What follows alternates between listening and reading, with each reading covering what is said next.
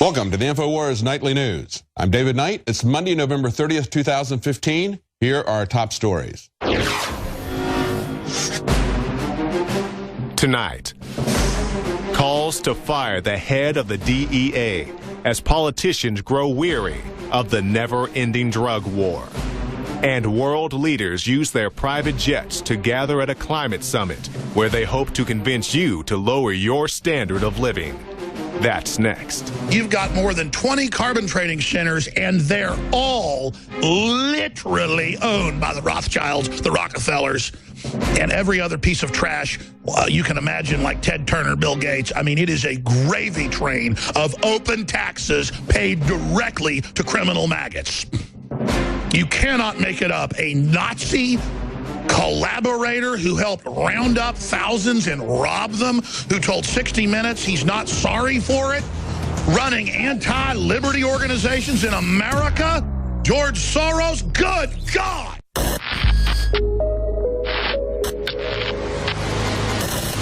Clean, pure drinking water. You can't survive without it. But where do you get it? Alexa Pure Pro is a brand new, groundbreaking, gravity-fed water filtration system that is like no other. The Alexa Pure Pro transforms water from virtually any fresh source into clean, healthy drinking water, pairing the unprecedented superfiltration power of an all-new gravity block core with a hybrid chromatic shell. It removes up to 99.999% of impurities, including bacteria, viruses, fluoride, disinfectants, volatile organic contaminants, and hormones. Filter capacity up to 5,000 gallons. Stainless steel construction, easy assembly, low maintenance. Replacement filters are simple to install. And now, as part of an exclusive limited time introductory offer, you can save $20 off the retail price and get free shipping. This is a limited time offer, so order your unit today and receive free shipping and $20 off. Go to InfoWarsStore.com or call 888-253-3139. Well, today the massive worldwide climate conference in Paris begins, and I think it's interesting to see how the French government is reacting to this, because you have to understand this whole thing, the science of it, the environmental science, is based on an appeal to authority.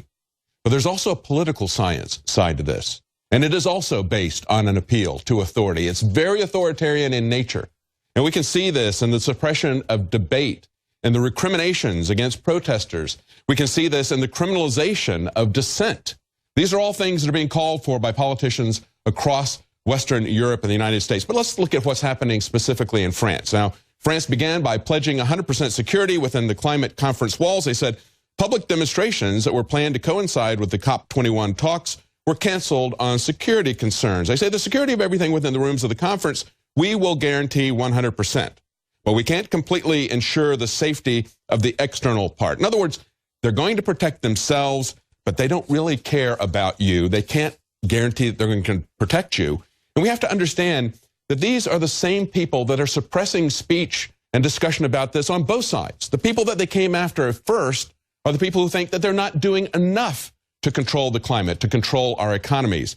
But they've shut down people on the other side as well. They're calling for RICO statutes to go after people on the other side. Saturday, before the conference even began, the French used their emergency laws to go out and arrest ahead of time climate protesters, potential protesters. They put 24 green activists under house arrest using emergency laws. The Interior Minister, Casanova, said the activists were suspected of planning violent protests. If you're suspected of planning, that's a crime, okay? So they said that they had been violent in past demonstrations, said that they would not respect the state of emergency that the French had declared.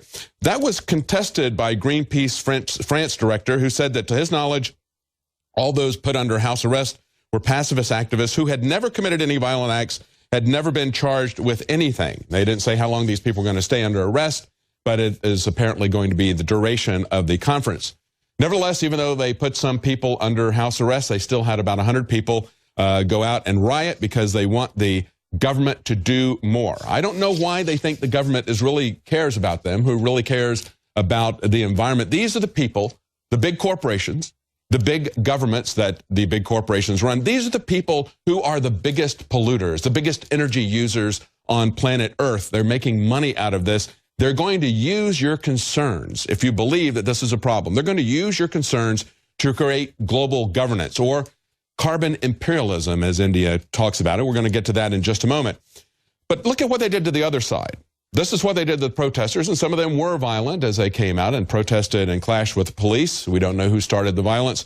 Nevertheless, we saw a meteorologist, a household name in France. We pointed out this about a month ago. He was suspended. He was the national weatherman in France. Everybody knew him. He was on France Channel 2. And he said he wrote a book, My Climate Investigation. He said it was published about a month before they banned him from the airwaves. And he did this in response to what the foreign minister of France, Laurent Fabius, had said. He met with TV meteorologists, asked them to highlight climate change issues in their broadcasts. In other words, don't talk about the weather, talk about my political agenda of climate change. And we saw this when there was the American Meteorological Society had their meeting here in Austin. There was an organization there that was funded by George Soros that was complaining about the fact that weathermen who are having difficulty predicting the weather accurately a day in advance, that weathermen were not pushing climate change, talking about how the climate is going to change 50, 100 years, 1,000 years from now.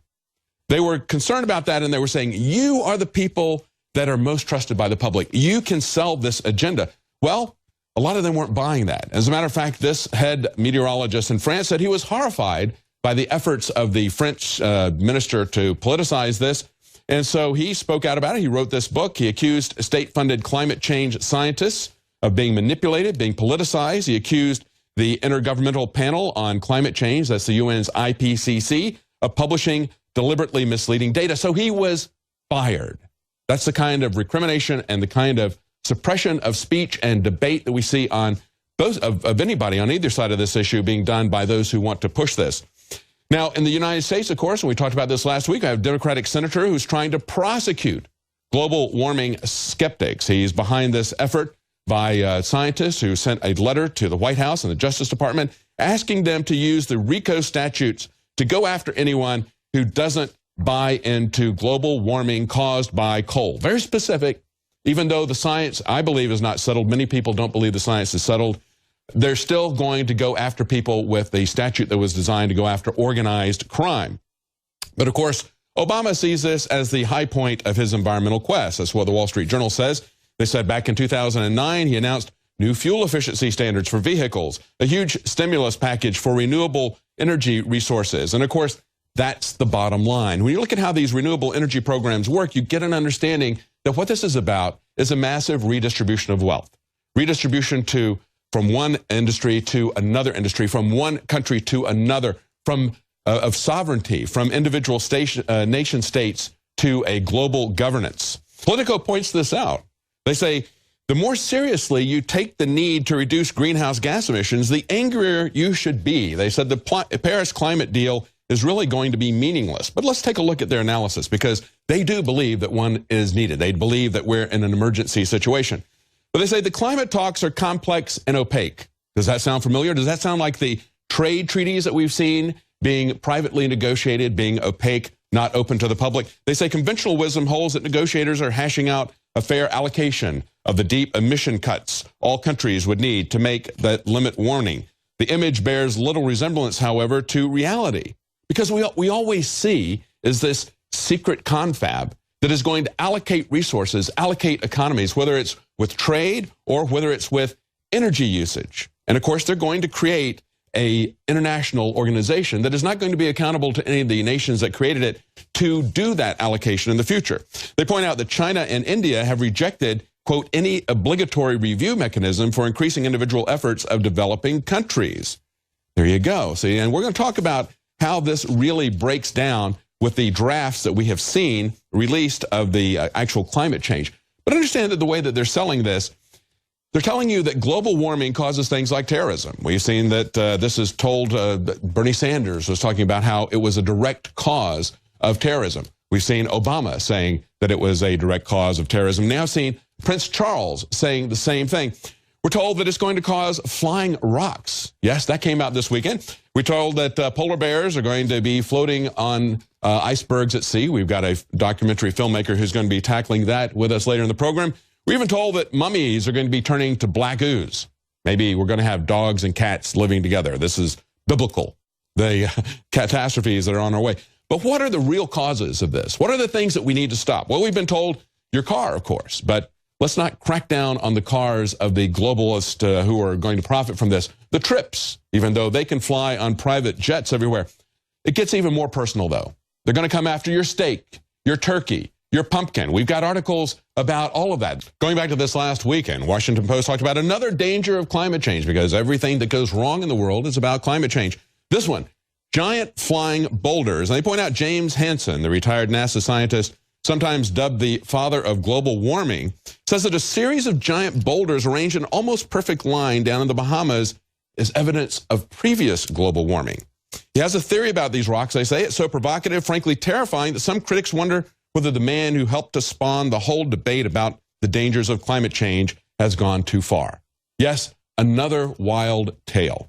Here he's got a large number of rocks, and simply because the rocks are different in consistency from the soil on which they rest, he believes that they were thrown up there by the ocean in a previous time when it would have been man-made global warming, but it would have been global change worldwide. And of course, they're in a straight line, but of course, that wouldn't be man-made because you can't imagine people being able to do something like that because everybody, if they don't have a PhD from an Ivy League school, they can't figure out how to tie their own shoes. Nevertheless, this is the kind of thing we've seen. And of course, they're coming after juicy steaks. This is an article from The Lid. The global warming believers want to take away the joy of a juicy steak. Of course they do. They hate cows. They hate everything that's part of your lifestyle. That's why you have to understand this isn't something that's just going to affect the oil industry or the coal industry. They're going to affect everything that you do.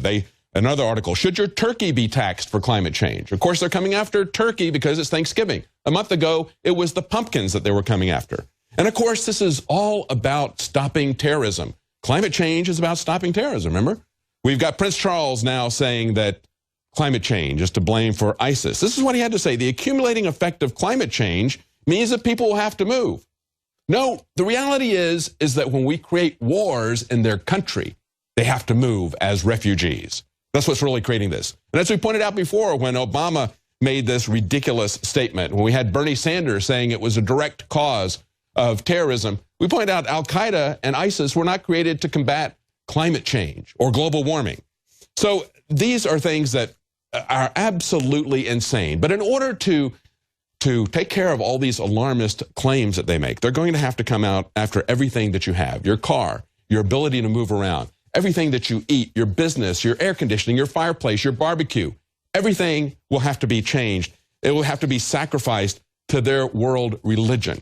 And we're talking about world religion. Look at what the Pope is saying. The world is headed towards suicide if no climate agreement is reached. Yeah, we have a disaster of biblical proportions, he says. He says this is likely humanity's last chance. He says the world is at the limits of suicide. That's what the Pope is telling people, trying to make a moral case for this. I think far closer to reality is the idea that it is carbon imperialism. This is what India is saying. As John Kerry came out and singled India out as the biggest challenge, they got very angry about this. The UK Telegraph points out through the smog, coal-hungry India sees carbon imperialism in the West. They point out one thing that Western countries can agree on is that dirty, polluting coal needs to be phased out. That's Obama's war on coal. Remember, he pointed that out before he even became president. He said you can open a coal burning factory, but a power source, but we're going to bankrupt you if you do. They say, unfortunately, India is already the world's third largest polluter, and they're not about to reduce any of their coal productions. They say the breakneck dash for coal is taking place across India, where on average, one new mine is opening every month. And that's while we are closing ours. Now, they're saying that they're not going to take any kind of reductions, any kind of cutbacks. As we've seen in the official draft text of this agreement, we've seen that there are two ways that they are looking to move forward on this. This is on page 19, Article 10, Global Stock Take. In other words, we're going to look at where everybody falls on this. We're going to monitor what people are doing, and we've got two options to do this. Number one, we'll have a committee that will promote compliance through adequate financial resources and a transfer of technology. So in other words, we're going to give them technology, we're going to give them money.